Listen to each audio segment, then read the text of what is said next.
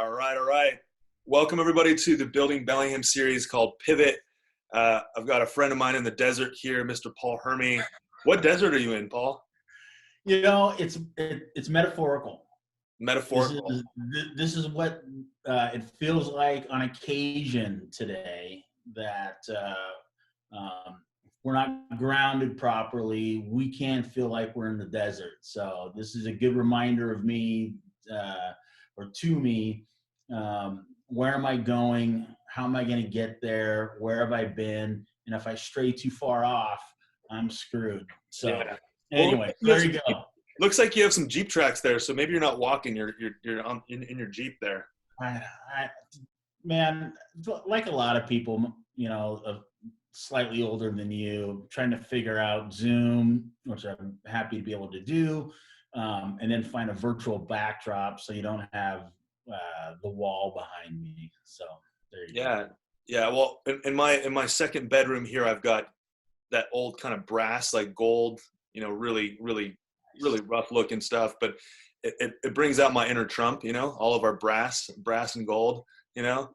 But You're a bold man for dropping the T word. whatever. It's more. I don't know. Whatever. We don't even need to go there. Exactly. But thanks for joining me. This whole series is about pivoting, and I think that's a word, and shift and adaptation. These are all words that we're hearing a lot thrown around in all of our industries. But before we jump into that, do you want to tell me a little bit more about who you are, what you do? Yeah. So TeamBuilder we're a small business. We're a small business first. We happen to be in sales second, and we happen to sell real estate third. And that's kind of how I try to remember to think about it. We're based in Kirkland, Washington. We're out of Keller Williams East Side.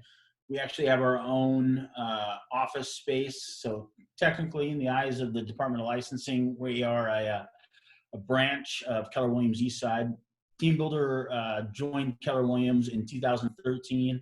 We were with a long-time, well-known and established brokerage in the Northwest prior to that.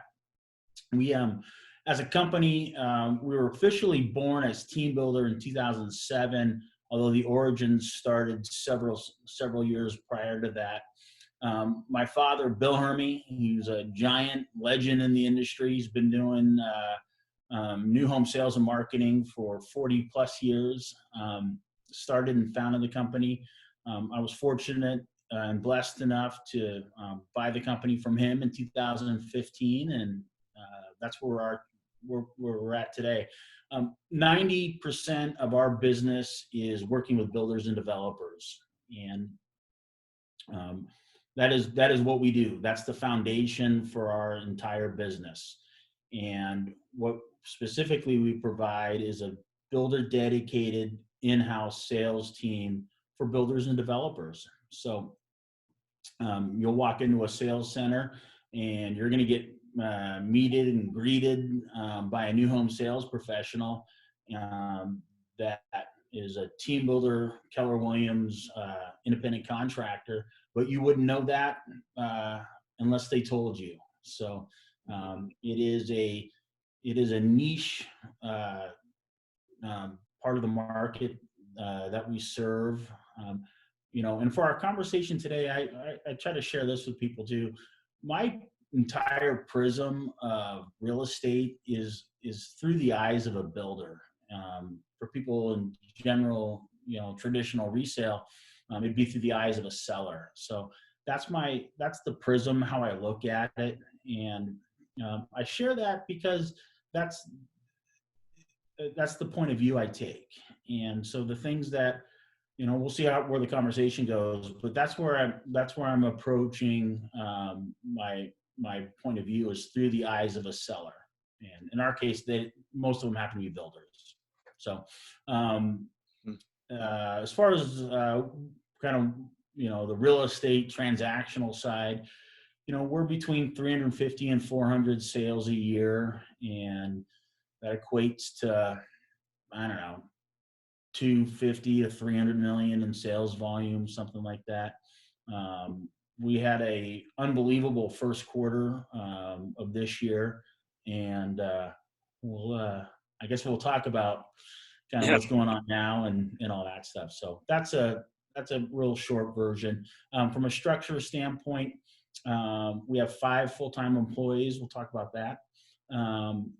That comprise TeamBuilder, and right now, as far as brokers, our roster is 30, I don't know, 33, 34, 35 agents. That number fluctuates a little bit, but that's how we're structurally set up. So you've got your admin core, people Yep. that are processing everything, and then you have a large, obviously, and when it comes to your agents, you have to have, a decent number of agents that are in each area, because you cover, I mean, all the way down to, did you say Tacoma, Olympia area, all the way up to Mount Vernon, or what's your range? Yeah. So the breadth of where we're at. So in the north end, we're up in Mount Vernon with a new community up there on behalf of Lundgren Homes called Montreux West. Mhm. PSA for everyone. We have a couple homes that are move-in ready. Sorry. And it's a really, really amazing little area up there. There's a golf Oh, it's awesome. pretty It's close awesome. by. I know the area pretty well. Yeah, it's definitely a really nice area. So go check that Yeah. out. So we're up in Mount Vernon, and then we're down south in Bonnie Lake at a master plan community called Tahale. We're in Black Diamond, master plan community called 10 Trails. We're also out in the peninsula in Port Orchard, and then all points in between, and that includes some in-city core townhome projects and up in Shoreline as well. So there's some breadth to where we're at right now, and that creates opportunity in work to kind of keep all of that under some sort of understanding. So as far as our team goes, man, we got the greatest team. I've got a Nicole, who's our controller slash CFO, which is, she's just been with us for a long time and a blessing. She's helping us navigate through some of the federal stimulus package stuff. We can talk about that later. Olivia and Lacey are our account managers who work directly boots on the ground with our sales team and our builders.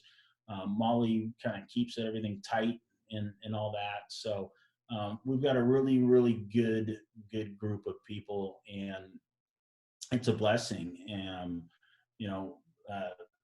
they shore up the many weaknesses and holes in my game, but it's a good team. And then our on-site sales team, man, they're just the best. They're just the best. So yeah. So how important would you say there's 2 parts to this conversation. There's, getting to know your business and how your brain operates and your operation works.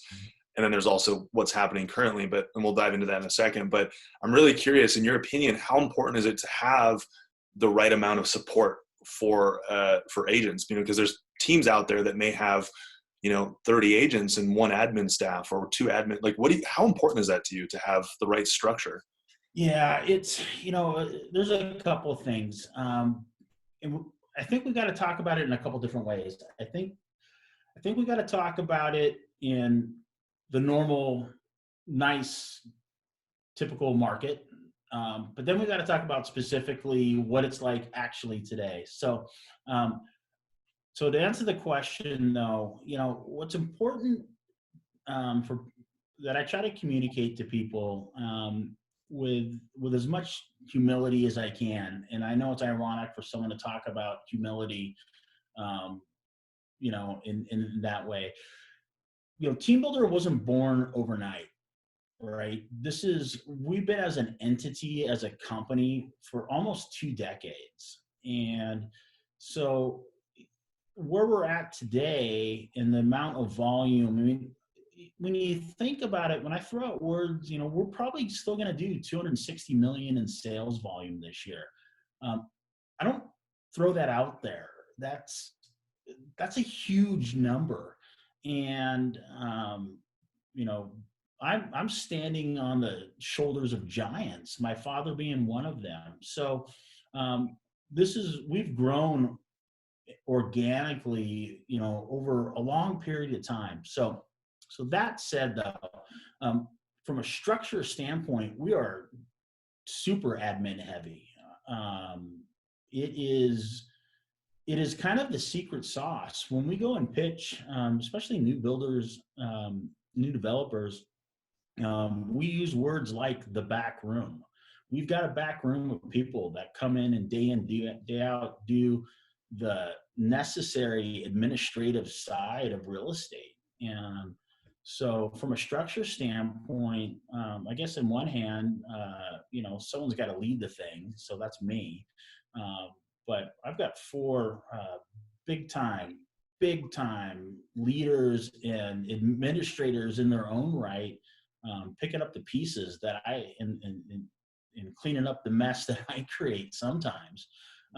So the admin part is huge. I mean, when we joined Keller Williams, we're having a tough time equating what our inner language and what our inner culture was with Keller Williams. What we found, though, is,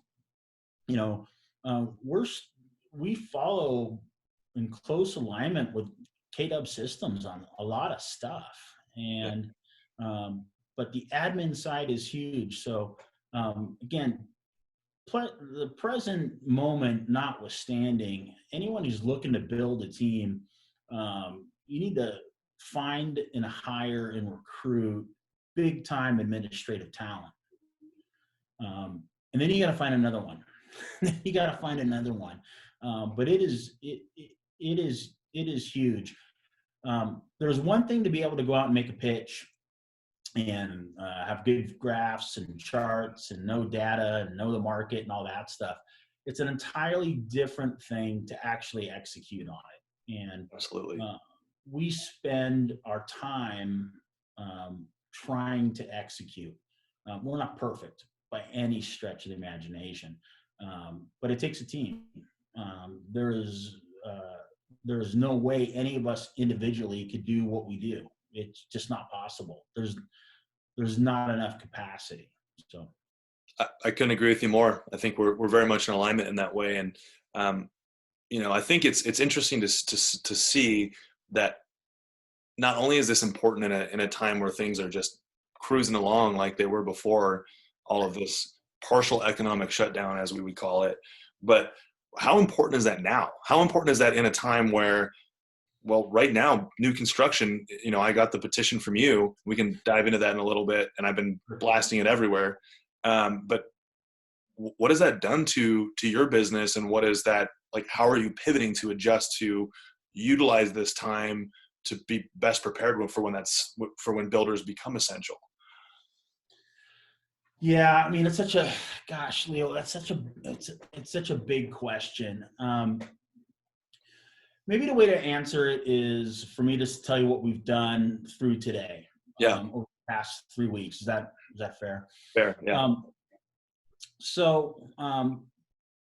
When COVID-19 was truly a reality, the speed of which life changed was staggering. I was around in the last Great Recession, and it felt like it took about 6 months to fully get your chest caved in, kind of. This felt like it took 2 weeks to fully take a sledgehammer to the side of the head. It was that fast. And the jobless and unemployment claims are staggering. And that's on a business side. Let's take a step back. There's a lot of suffering in the world right now. And, I get emotional about that. And so for me, my number one job is to protect my family. Mm-hmm. Period. That's it. It's my wife and my kids. That is my mission. And I can protect them physically. I can hopefully protect them through faith and some spiritual means. But I also got to protect them financially. And so what that looks like for us at TeamBuilder is even right now through this moment, I'll be jumping off this and hopefully hopping on with our bank to take advantage of the stimulus package that's out there, is I've got to take care of the company. And how I take care of the company are making rapid and deep and immediate financial decisions. Gary Keller said, the first buck earned is the first buck saved. And what I think we've embraced and what I've seen in our industry and other industries is the speed of everything. I think businesses, for the most part, did not hesitate at all at any level. So for me, if I take care of the company, then by extension, I take care of our clients. And if I take care of our clients, I take care of our salespeople. I take care of our employees. And I also take care of myself and my family. And that's the mission. So what that looks like practically, we had 7 full-time employees. I made two layoffs. We put two people on. It's called standby layoff status. We were able to cut expenses by just about 30%. Almost immediately. We'll feel the benefit of that at the end of this month. And a lot of business owners that I've talked to are like, man, we cut expenses really fast. What the hell were we thinking 6 months or 12 months ago? Well, the reality is I can kick my own ass for things I didn't do 6 months ago, or I can say, well, whatever, I didn't, but now I am. So with expense reduction, that includes just getting rid of, a lot of things that we don't really need. Those $150, $200 rolling expenses, hell, the $50 or $20 a month rolling expenses, those things, you start whacking at those quickly and immediately, and those dollars or hundreds of dollars, that starts equating to thousands of dollars. And, we were pretty quick and ruthless about it. What were some specific examples of like a $50 rolling fee that, like, I know Ben talks about you take a red, green, and yellow marker and you just start slashing. What were some examples of redliners? What were some examples of like, no, this is a green, this is a core, this makes the business run? And then what were some ones that you're kind of torn on? What were some of the yellows that, in your book that? Yeah. Well, the messy middle, right? Those are the hard ones. We have had a subscription service to new home data, website that is just fantastic. I won't say the name because I just won't say the name. That was real money. That was almost $1,000 a month. I've been using that particular system for over 10 years. And what I found is the MLS data, it's in our MLS anyway, it's good. It's solid. So that one took 30 seconds of soul searching. I'll let you know that, like other brokers, sometimes the shiny penny of the new CRM system. Yeah.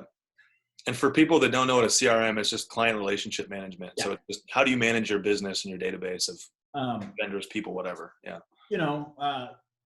The best CRM system is the one you use. Yeah.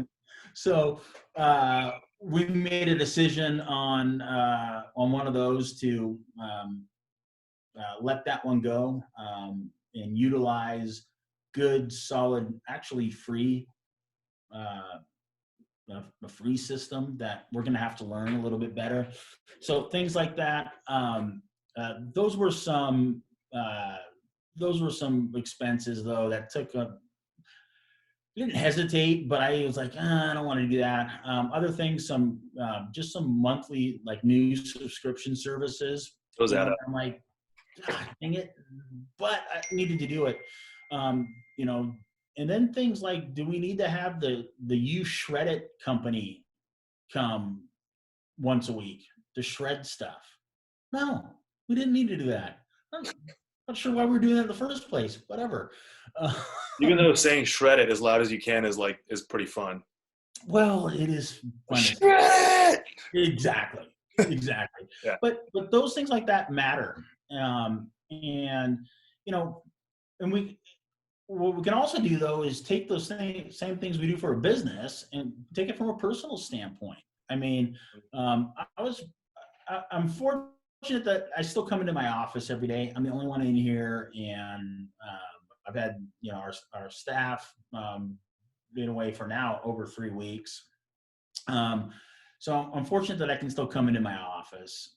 So that's a blessing. But um, you know, the personal expenses, like do I need to go buy a Americano today? No, probably not. Do I need to do hit some sort of food delivery service? Well, we haven't entirely hit that out, but pared back on that. So the green, yellow, red approach of looking at expenses is just huge. And um, you know uh, those are but those are real things, and that's what we've at TeamBuilder, that's what we've had to look at. What's essential, what's not essential. And the biggest collateral we have are my team. And so making those two decisions to put people on to lay people off, that was hard. But I'm not unique in that. I'm not terminally unique in that. I've had to lay two people off. There are people out there that have had to lay 2,000 people off. I mean, so Didn't Redfin cut? Didn't they? They said it was layaway for 40% of their staff, something like yeah, that. 41%, which is a combination of support staff, brokers, some on furlough, some on layoff, some outright termination. So, the name of the game today, though, is survive. Right. I again just a great Gary Keller quote, which is, you have no for the rest of this year. There are no more plans. There's no plans. So it's like, okay, fair enough. Great Ben Kinney quote. These are not snow days. That's one of my favorites. It's so good. It's so good. Um, because what it does for me is it reminds me that I need to get up and shower and shave and put clothes on and get to work. Right now, I get to go to work. I'm going to my office, but you're going to work, or someone else is going to work. Might be on the deck. It might be on the front porch. It might be in a home office. It might be from your couch. But getting up and going to work and trying to be in motion, into action, is just huge. And that mindset is, I think your mindset today is probably the biggest thing. And I think, Leo, in a previous conversation, I probably threw this quote out to you, but what it really is it boils down to, it is Friday today. Yep. So it's Friday. I'm going to do Friday things. That's it. I can't change yesterday. I don't know what tomorrow holds. I'm going to do Friday things. So right now, right here, right, this is what I'm doing. I'm having a conversation with you. And that one day at a time approach is just crucial, because there's so many things that are uncontrollable right now. There's so many things out there that we've got no control over, right? I can only control my mental approach, my emotional approach, my spiritual approach. That's what I've got. And, that's the mindset. And, I have a morning routine that I do and follow in the morning that works for me. And I've got a routine at night right before I go to bed that works for me. And in the morning, I ask God for his direction for my day, pure and simple. Um, and at night, I review my day and I look for, hey, where did I succeed? Where did I win today? And if I failed or if I lost in something that day, then it's like, all right, I'm not going to kick my ass over it. I'm going to go, all right, let's wake up in the morning and let's get back after it. And again, that's not a concept that is original from me. I think hopefully throughout the course of this conversation, I'm standing on the giants, standing on the shoulders of giants, man. And that's what it's about. So yeah. It's interesting, this whole concept of snow day. I've talked recently with Ben too, and Via as well. Yeah. And so it's one of those things where right now you're talking about reviewing the little things. You're talking about reviewing the little things. Even if there's one little win in a day, it's just as important as a big win. Hey man, there's, there are books about, business books, really smart people saying, hey, in the morning, get up and tackle the big pressing thing. I think that's good. But you know what? If I miss the little shit, there it is. Sorry. All right, it's out. Now we have to put this as explicit online. But we're just talking about this. If I don't do the little things, I don't feel great. I flat out don't. And sometimes the little things are unloading and loading the dishwasher, taking the garbage out. From a personal standpoint, when I do that before I leave in the morning, if I unload and load the dishwasher and I take the garbage out, that doesn't do much for me, but it blesses my wife. Yeah. And we cannot ignore the little things that keep you up, in the middle of the night. I think everyone's got a committee of people that are right up here in your head, and the committee can suck, and it's the itty bitty shitty committee. Again, it's not original for me. Yeah. And the committee loves to wake me up or try to wake me up at 2 or 3 in the morning. And the committee says things like this: oh, good, you're up. We've been thinking about you. We've got some things to discuss. Yeah. Remember that thing you didn't do? Yeah, let's talk about that now. So the little things matter right now. The little things matter. When we're, part of what I'm doing today, I got a lockbox right here. I almost grabbed it. I'm going to go drop a lockbox off. I got to make a couple of deliveries. I'm going to drop some eggs and some butter off to my mother-in-law. Those things matter. It has nothing to do with selling real estate or anything, but they matter to me. And they matter to the people that I can serve. So, don't ignore the little stuff, man. It is those little things. That's death by 1,000 cuts. And I know that from deep personal experience. The little things do matter. And tackle them every day. Tackle them as best. And then at night, review what you've done. And you don't have to kick yourself in the head too much, right?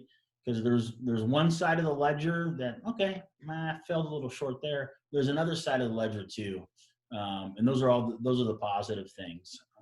Again, sorry, getting back into mindset stuff, but that's where I need to be. And then if my mind is right, then I can have good conversations with my team, that I can not have my head in the sand, like the sand behind me.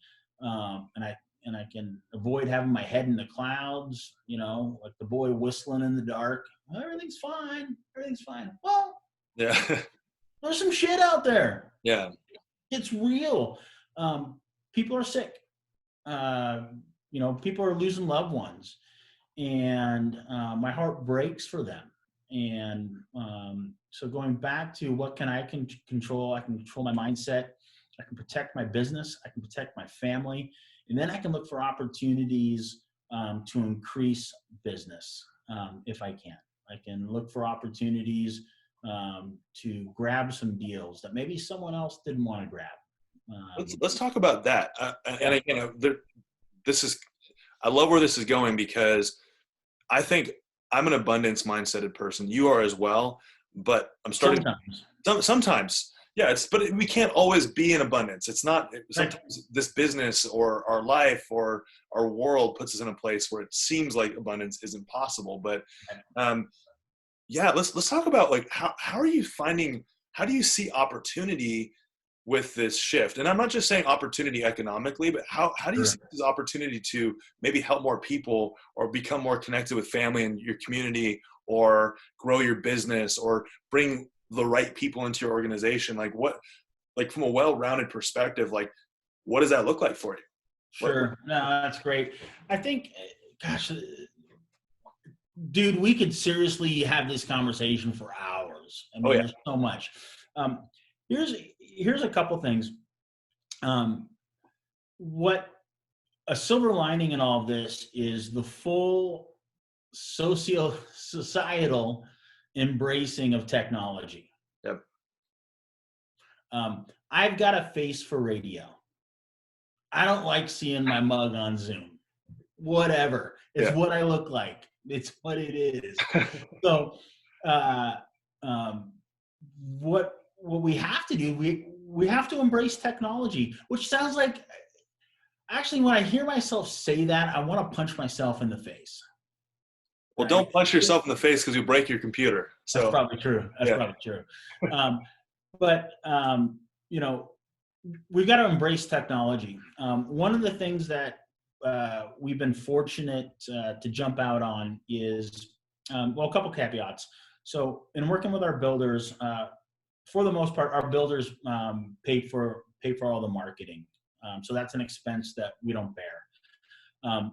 And we've got a variety types of our builders, all private, some a little bit bigger, some a little bit smaller. But all of our builders, we were able to jump on and encourage them and book virtual Matterport tours, enhanced photography. So when the stay home, stay healthy order hit, we had either virtual tours in the can, ready to go, or we had them booked and got them in just in the nick of time. And then the modification of the rule, we had a couple that we got done. So um, the virtual tour aspect is huge. For us, our clients are our builders. The people that come into our sales centers are our customers. That's from a language standpoint, that's how we view it. So, you know, as far as getting new business right now, you know, I'm not necessarily actively seeking new builders. I, of course, would take a phone call like anyone else. But I try to be active as far as sending out information. Hey, this is what's going on in the market from our perspective. What we're hearing from our on-site salespeople. So you know, that's an opportunity. For us, though, from a pure business real estate standpoint, the three priorities that I just drill into all of our salespeople's heads are: number one, protect the pipeline. You've got to protect the deals that are in progress, that are pending, that are on the way to closing. Right now, today, we've had super small fallout, and there's some specific reasons for that. But number one is protect the pipeline. Number two, focus on completed or near completed inventory. The future promise of someone buying a brand new home that no one else has lived in before, that's real, that's tangible. So focus on move-in ready inventory. And then number three is broken record, right? Call your database. then call them again, and then call them again. And then it's the messaging on what that phone call and what that text or, you know, email looks like. And this is not about, hey, now's a great time to buy. It's wrong message for me. It could be for the right person, but if we're leading and are reaching out to our database, if we're leading with service, if we're leading with love, right? If we're leading with caring and kindness and understanding, hey, how's it going? How are you? How's your family? Mm-hmm. Right? They know you're in real estate. They should know. If they don't, if you're reaching out to someone who doesn't know you're in real estate, Whose fault is that? Hey, the best sales tool ever is a mirror. Yeah, that's right? awesome. Yeah. Yeah, it's not original for me, man. I'm just standing on giants. But people know they should know you're in real estate. If you've got their number or email address, they should know you're in real estate. Yep. Now, if they don't, that doesn't mean you shouldn't reach out to them and remind them that you're in real estate. So, again, for those for our 1.5 viewers out there when this gets posted, kidding, dude, you got a better following than I do. For us, it's protect the pipeline. Yeah. Protect the pipeline. Sales efforts on move-in, standing inventory, and then 3, it's your database. And database includes other brokers, right? And there's a bunch of tools we can do. You can look at, if you've got a listing, for example, do a 20-mile radius around that property and see how many brokers or who's selling. Who are the selling brokers out there?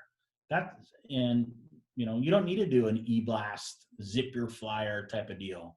It's like, hey, I noticed you sold 5 homes in the North Creek marketplace in the last 6 months. I'm sure you saw our listing, but I'm just sending it to you just in case. It's very nice, yeah. Yeah, I mean, but again, that's action. That is activity. Getting into action, again, is what it all comes back to for me.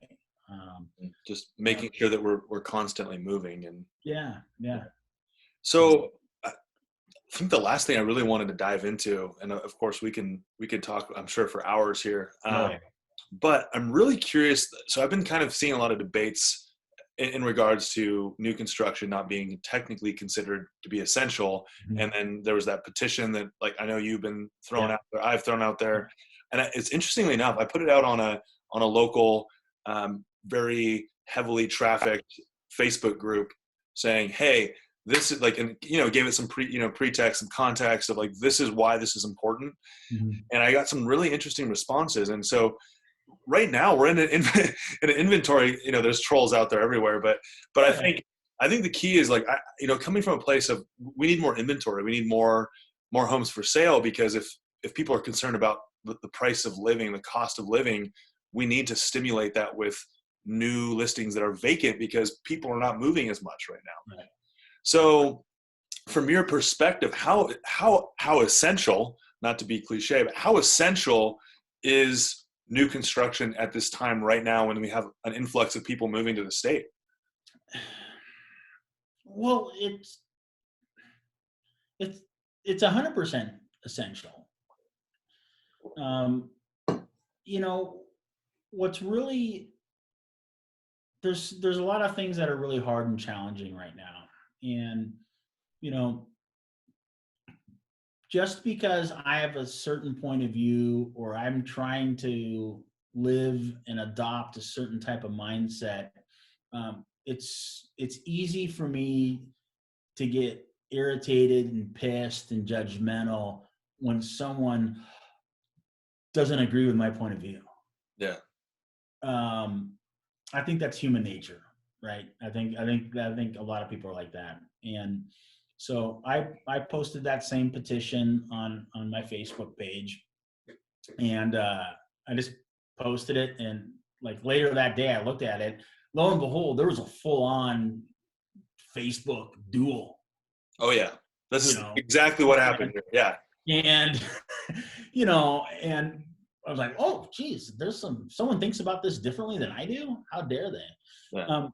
Look, I think we're all learning how to adapt and live right now. And again, the number one priority that I wish for everyone is that you're healthy, that you're safe, that your family and your loved ones are safe.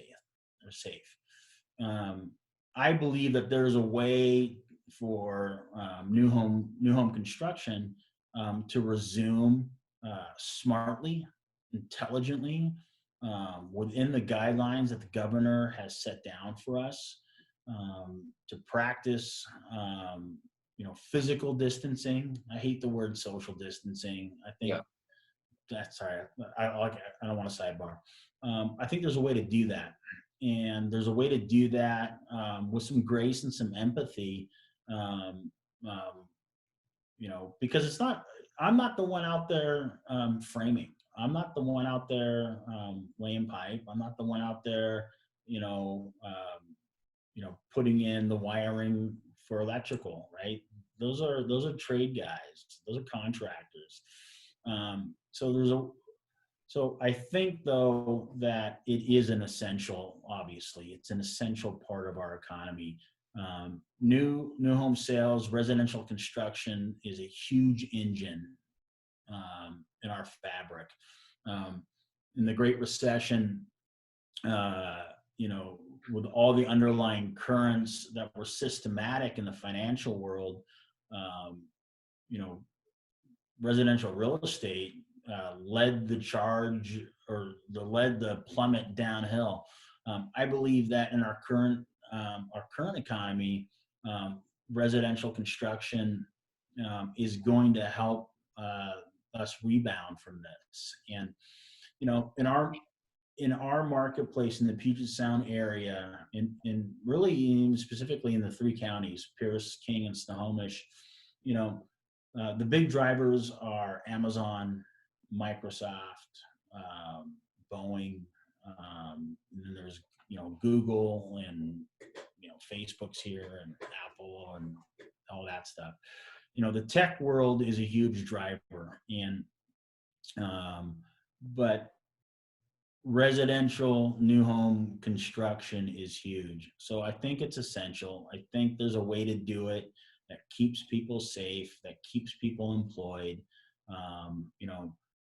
There's a lot of people that have pending contracts that are just waiting to get their new home. And the quicker we can get those going, I think the better. And again, it looks like the governor probably isn't going to relax that through, until May 4th. And, that being said, in our current reality, decisions change and happen so quickly. I mean, there could be an announcement at noon today. There's not, as far as I know, there could be. So yeah, I think it's vitally essential. And I think it also goes beyond just the financial aspect. It goes back to, what's my purpose? What am I doing? What can I do today?